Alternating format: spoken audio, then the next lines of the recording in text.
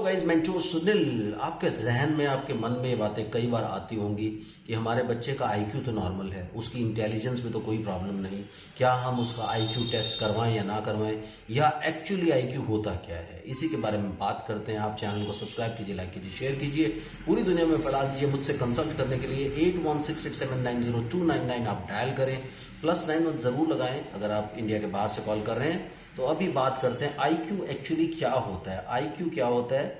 जब आप chronological age और मेंटल एज का क्वेश्चन तैयार करते हैं, यानी इंटेलिजेंस क्वेश्चन इसको बोलते हैं। अगर मेंटल एज बच्चे की जो है वो 4 साल होती है और क्रोनोलॉजिकल एज 3 साल होती है, तो आप क्या करते हैं 4/3 into 100 करते हैं। तो आईक्यू जो है that will come out to be somewhat around 132। तो इस तरीके से आप आईक्यू को कैलकुलेट करते हैं। आईक्यू आप कैसे आप इसको क्लासिफाई करते हैं? अगर किसी बच्चे का आईक्यू 140 प्लस आता है तो बच्चा जीनियस होता है।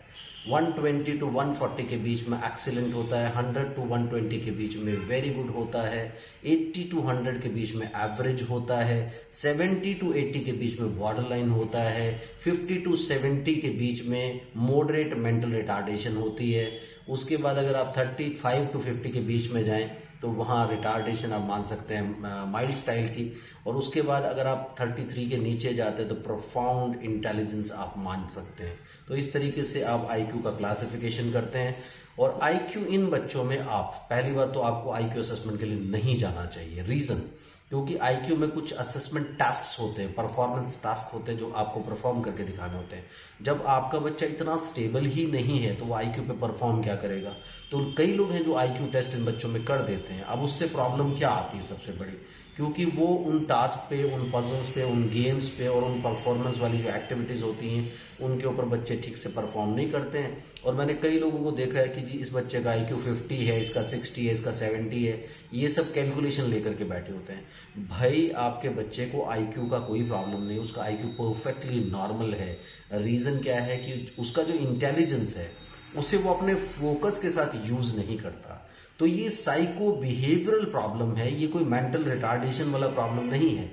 सो साइको बिहेवियरल वाली जो प्रॉब्लम होती है, यानी वो क्या कर रहा है, उसका फोकस, इंटेलिजेंस, फोकस और अटेंशन 100% नॉर्मल ना होने की वजह से वो अपनी सारी सेंसरी पार्ट को इंटीग्रेट करके कोई भी परफॉर्मेंस, कोई भी एक्टिविटी को परफॉर्म नहीं करता। उसकी वजह से ऐसा लगता है कि उसका आईक्यू डाउन है। सो जब उसकी सेंसरी इंटीग्रेशन यानी उसकी सारी सेंसेस परफेक्टली नॉर्मल होती है और वो कोई चीज़ करने की कोशिश करता है, तभी उसका आईक्यू हम देख सकते हैं। और ये उन बच्चों में देखते हैं जैसे बच्चा अदरवाइज नॉर्मल है लेकिन क्लास में उसकी परफॉर्मेंस, स्कूल में उसकी परफॉर्मेंस में कोई प्रॉब्लम आ रही है, तो ये चेक करने के लिए देखते हैं कि उसका एग्जैक्टली आईक्यू क्या है, उसको कोई और प्रॉब्लम तो नहीं, डिसलेक्सिया, डिस्ग्राफिया या कुछ और प्रॉब्लम्स तो नहीं।